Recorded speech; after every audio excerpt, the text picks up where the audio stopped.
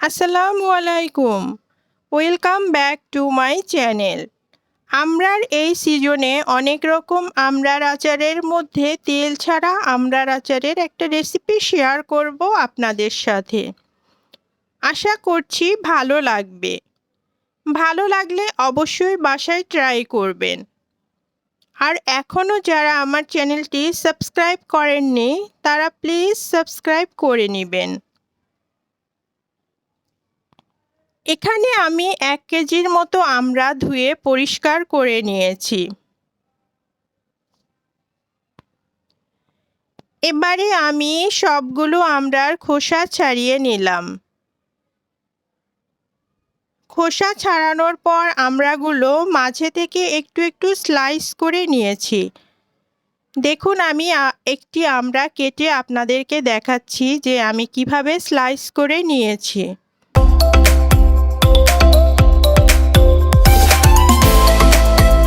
একটু খেয়াল করলেই আপনারা বুঝতে পারবেন। আচার বানানোর জন্য আমড়াগুলো পুরোপুরি রেডি হয়ে গেছে। তার আগে আমি একটা মশলা তৈরি করে নেব। এজন্য প্যানে 5-6টি শুকনা মরিচ, 1 চা চামচ আস্ত ধনিয়া, 1 চা চামচ পাঁচফোড়ন, 1 চা চামচ মৌরি, 7-8টি গোলমরিচ এবং 5-6টি এলাচ দিয়ে এগুলো হালকা করে টেলে নিব। হালকা ভেজে নেবার পর এগুলো আমি গুঁড়া করে নেব। এবার আমড়াগুলো সিদ্ধ করে নেওয়ার জন্য প্যানে ফুটানো পানিতে সবগুলো আমড়া দিয়ে দিলাম।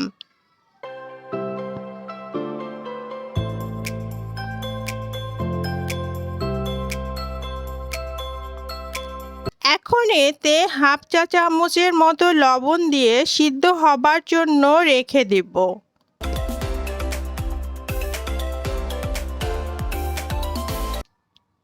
আমি যে মশলাগুলো ভেজে নিয়েছিলাম সেগুলো এখন ব্লেন্ডার জারে গুঁড়া করে নেব। এভাবে কিছুক্ষণ পরে পানি শুকিয়ে আমড়াগুলো সিদ্ধ হয়ে গেলে নামিয়ে ফেললাম।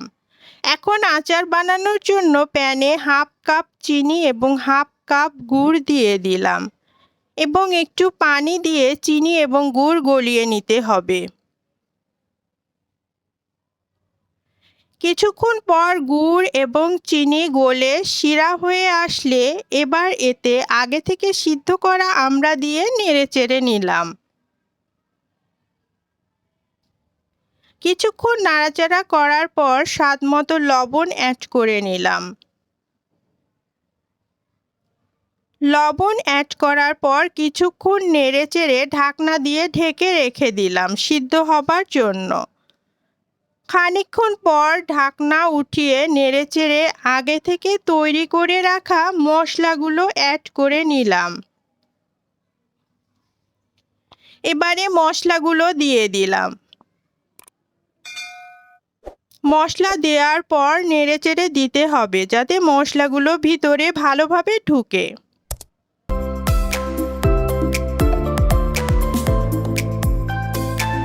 এখন এতে 1/4 কাপ সিরকা দিয়ে দিলাম।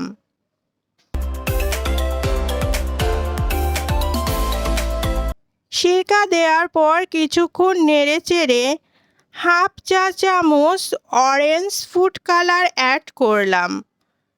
আপনারা চাইলে ফুড কালার অ্যাভয়েডও করতে পারেন। এরপর সুন্দর একটা ফ্লেভারের জন্য কয়েকটা লেবু পাতা ছিঁড়ে দিয়ে দিলাম। লেবু পাতা দেবার কারণে এতে সুন্দর একটা ফ্লেভার অ্যাড হবে। এভাবে কিছুক্ষণ নেড়েচেড়ে নামিয়ে নিলাম। ব্যাস তৈরি হয়ে গেল লোভনীয় স্বাদের আমড়ার আচার। আপনারাও বাসায় এভাবে ট্রাই করে দেখতে পারেন, অবশ্যই ভালো লাগবে। আল্লাহ হাফেজ।